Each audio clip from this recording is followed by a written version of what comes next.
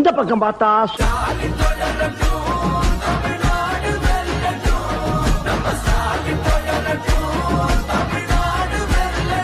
இந்த பக்கம் பார்த்தா ஓடுங்கம்மா ஓட்டு